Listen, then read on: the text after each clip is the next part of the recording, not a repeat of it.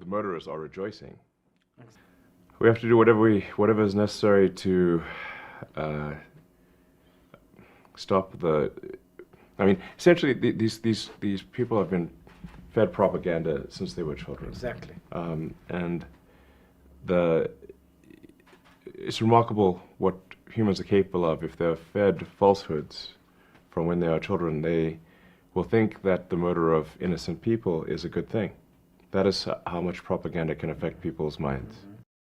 We are inundated by anti-Semitism, which is Jew hate, and Jew hate impacts the entire notion of behavior of human beings in so many places around the world, and you have a huge role to play, and I think we need to fight it together, because under the platforms which you lead, unfortunately, there's a harboring of a lot of old hate, which is Jew hate, which is anti-Semitism. Yeah. So I think we need to discuss how to go forward, how to fight and combat this hate in order to make the world a better place, safer place. It all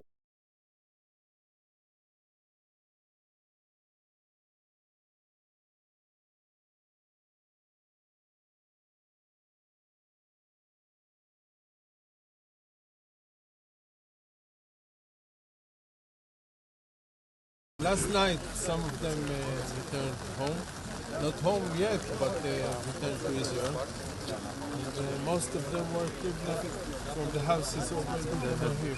Is when the terrorists infiltrated into the kibbutz itself.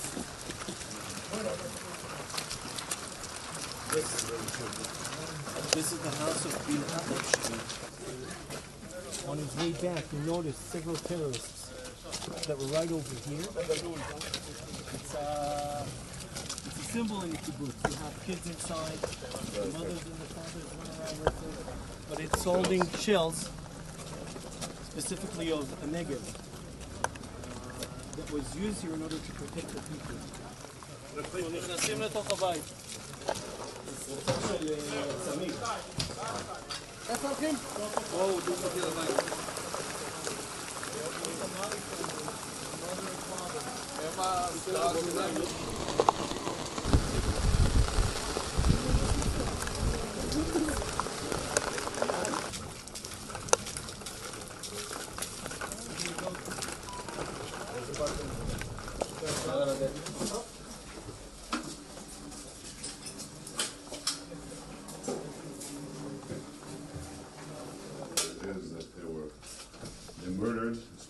Inside them in order to breach doors or windows. And this is the insignia of the unit, yes, sir.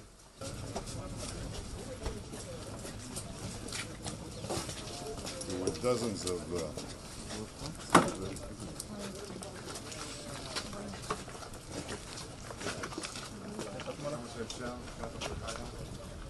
Eilon, welcome to Israel. You've been here before.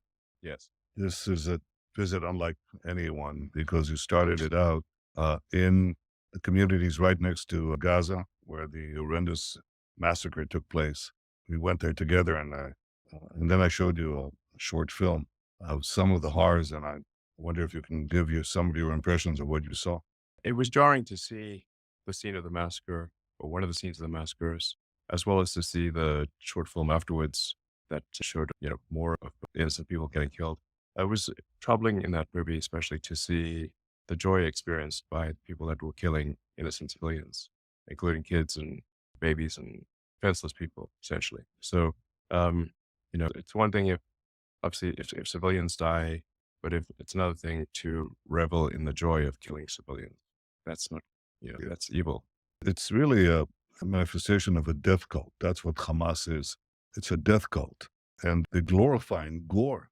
I mean, some of the things that we saw are children being murdered in front of their parents, being murdered in front of their children, mothers who hid their little boys in a laundromat, in an oven, or in a hidden attic. And these monsters found the attic, and you can imagine what these people felt. These little boys felt like in a grim fairy tale. The monster is coming at you, and they kill them and burn them. They beheaded women. They beheaded men. They tied a woman next to a tree and raped her repeatedly, and then murdered her. They had people in a nature festival, music festival. Yeah. killed hundreds. You saw the pictures there. Yeah. It's just horrible. I mean, just killed people, women. Yes. I mean, the rebuttal is often made that, well, Israel has killed civilians, also in Gaza. But there is an important difference here, which is that Israel tries to avoid killing civilians, doing everything it can to avoid killing civilians. And, there's not sort of joy expressed in killing any Well, civilians. it's regret. First of all, every civilian Yes. casualty is a tragedy, and we try to minimize them. But what is happening here is that Hamas is essentially committing a double war crime. The first war crime is to deliberately target civilians, and not only target them, but mutilate them, rape them, behead them, burn them. The second war crime is to deliberately hide behind civilians, which is what they're doing in Gaza. So they're not an army in bases or out in field maneuvers. They're implanting themselves in residential areas, in schools, in hospitals. The hospitals are their command center. We found tunnels there with the military equipment, with guns, with ammo. So what do you do against an enemy of this kind? Well, the one thing you cannot do is give immunity to the terrorists because they're hiding among civilians. Because if you give them immunity, everybody says they shouldn't be doing this. But effectively, nobody's willing to take the action to make sure that this is not an effective tactic. Because if it is, it'll repeat itself again and again. By the way, Hamas says we're going to do it again and again. But it's not only against Israel that they'll do it. This will spread very quickly throughout the Middle East, imperil the entire region. From there, they'll go to Europe, and from there, they'll also go elsewhere to America, whom they call the Great Satan. We're just the little Satan. Yes. America's the great Satan. America is the Great Satan. And this is an Iranian axis. Yes. It's Iran, Hezbollah, the Houthis, and Hamas. It's all part of that same axis. Goes against Israel, the United States, free civilization, and the modern Arab states. We're all on one side, they're on the other side. So how do you fight it? Well, let's see. The people who are protesting what Israel is doing do not take into account the fact that Israel asked, we called on the Palestinian population to leave the zone of fighting. Okay, they wanted to leave. Guess who stopped them at gunpoint? Hamas. Okay, we broke that and created a cordon, a safe corridor that they could leave to the southern part of the Gaza Strip, where no fighting was taking place. Yeah. And guess who fired on the safe corridor? Hamas. So it's not Israel that's preventing the civilians from leaving the war zone. It's Hamas. It's not Israel that is shooting at civilians who want to escape. It's Hamas. But we shouldn't give them the ability to escape responsibility, which is what all these demonstrations are happening. The example I'll give, Hitler does these horrible crimes. He perpetrates the Holocaust. The Allies strike back. They invade Normandy. The Germans hold themselves up in the German cities. Nobody said, well, don't attack the Wehrmacht, the German army, the Nazi army, because you have civilians there.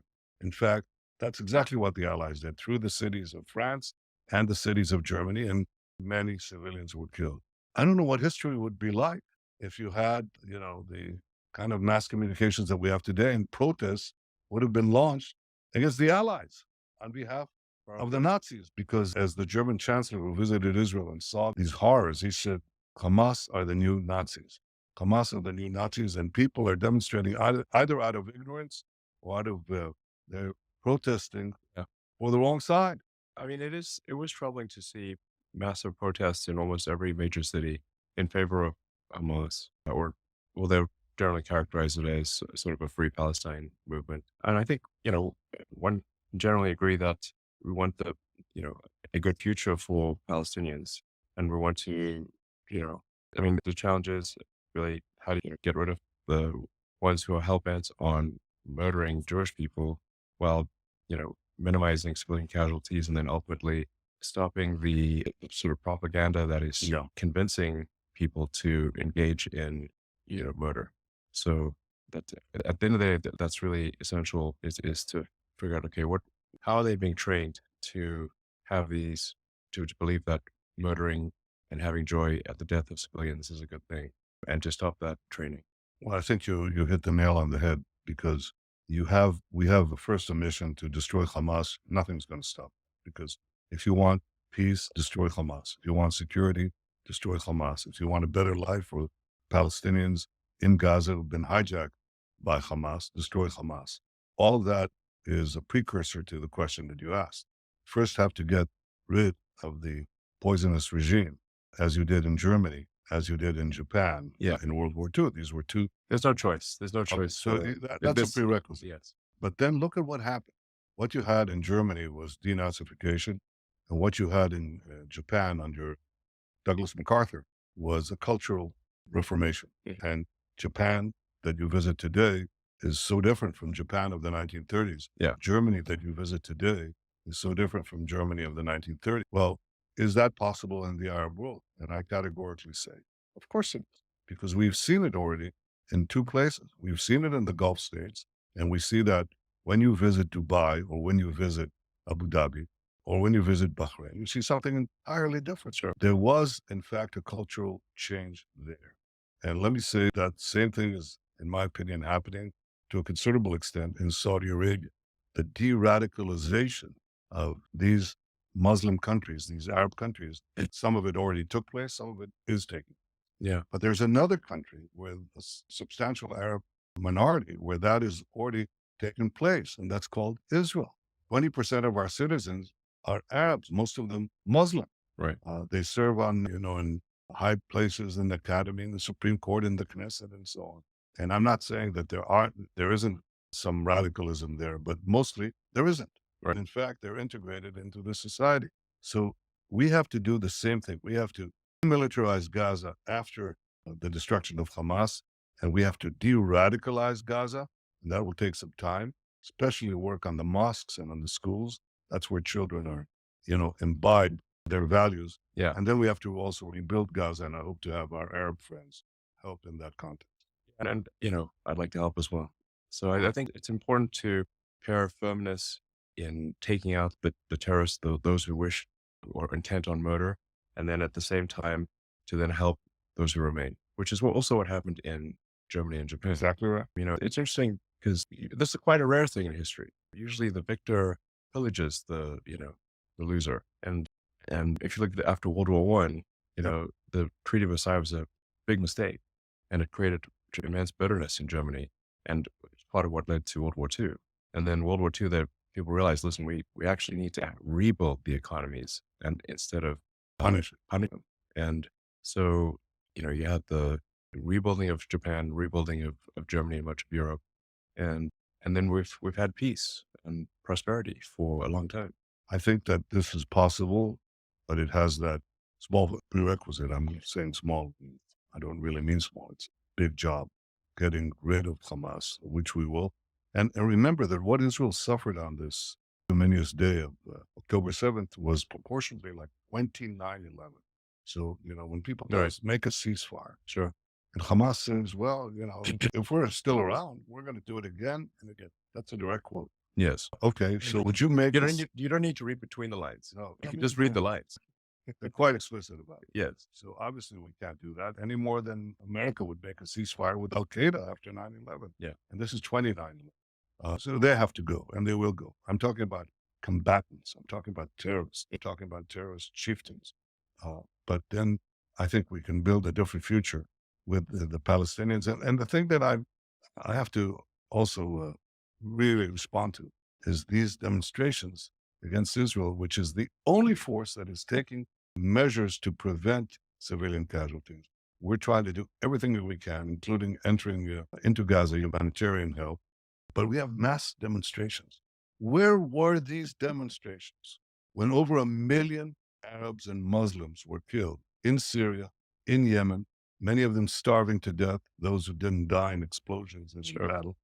Where were the demonstrations in London, in Paris, in San Francisco, in Washington? Where are they? And the answer is they don't care about the Palestinians. They hate Israel. And they hate Israel because they hate America. And they say from the river, free Palestine from the river to the sea. Right. You know what the river to the sea means? Yes. The river, river. it's called the Jordan River. Okay? The sea is the Mediterranean. Yes. In between is Israel. Right. All of 50 miles wide. When they say free Palestine from the river to the sea, they say destroy Israel. Yeah. So they're demonstrating for the destruction of Israel on behalf of people who committed the worst savagery perpetrated on the Jewish people since the Holocaust. That is a moral collapse. And it's understandable that people will have concern for civilian casualties because we do as well. That I understand. It's inconceivable and incomprehensible that people will actually protest on behalf of these murderers, these deliberate killers of babies, and not, they're not accidentally killing these people. We went into these cottages today. We saw where these killers came in and shot cribs. Yes. Shot families, murdered. Bullet casings in the crib. Bullet casings in the crib, exactly. It's just shocking. Yeah. And so one has to understand, in every legitimate war, what you said before, the accidental civilian casualties that accompany any legitimate military action. That's often happened to the Allies. It's unavoidable. It's unavoidable, unfortunately. You try to minimize it. But what these terrorists, Hamas terrorists, did is deliberately cross the line. They were out there to massacre, murder civilians en masse. And let me tell you, Schultz, the Chancellor of Germany, called them when he visited Israel. He called them the new Nazis. He called Hamas the new Nazis. Tell you what the difference between the original Nazis and the new Nazis is. If they had the capability, if they weren't thrown back by brave soldiers who flooded the lines and brave civilians who fought with their fingernails, they would have killed every last one of us. Yeah. So, what do you do to correct these lies and these distortions? Well, one, tell the truth, have the conversation we're having today. But I think there's also a built-in, there's a weakness in Western higher education. Not new. In 1933, a few days after the rise of Hitler, the Oxford Student Union had a debate. And the debate was, should that generation fight for king and country? And they resolved 2-1, under no circumstances to fight for king and country. Well, they soon learned differently. They couldn't, if they tolerated this kind of aggression that Germany was perpetrating, the barbarism, it soon spread to Britain. It soon spread to the entire world. If we tolerate this kind of barbarism that Hamas perpetrated on Israel, by the way, on Jews and Arabs alike in Israel, Arab citizens, Bedouins, they spoke to me, these Bedouin fighters, Arab fighters in the Israeli Defense Force. One of them said, I woke up on that day, rushed to the line, and the first thing I saw, he said, first thing I saw was a corpse of a woman, a headless corpse of a woman. And he said to me, then I knew exactly what we were fighting. We, as Arabs and Jews in Israel, fighting these monsters. So I think that once we recognize that, we have to unite all the forces of civilization against this new barbarism, this savage medievalism that is trying to stop a better future for all of us. And we can achieve this future. I think if we beat Hamas, we can go back to peace with Saudi Arabia. I think we can expand the circle of peace beyond anything imaginable. We can build development projects that will defy the imagination of the world. But first, we have to win. It's like against the Nazis. It's like against Al-Qaeda. It's like against ISIS. First, you have to win. Yeah, I think that makes perfect sense. Those who are intent on murder must be neutralized. Then the propaganda must stop. That is training people to be murderers in the future, and they're making Gaza prosperous. And if that happens, I think it will be a good future. Well, I hope you'll be involved in it.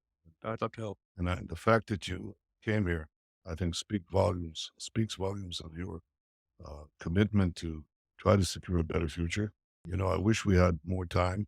The last time we spoke about AI, and I think even here on this short visit, you had a glimpse of the great talents available here. There's tremendous talent in Israel.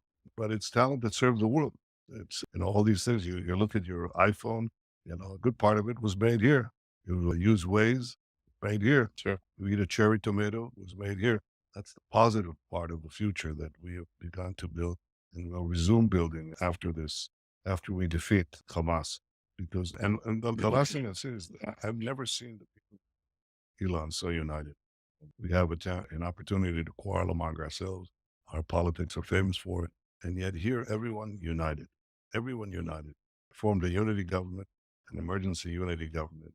And the people it's not merely the soldiers, it's families, even families of soldiers who are on the front line. And they say, finish the job so we can have a better future. Yeah. Well, I hope for a better future for here and for the world. Thank you. And thank you for coming here. Yeah. Thank you for having me.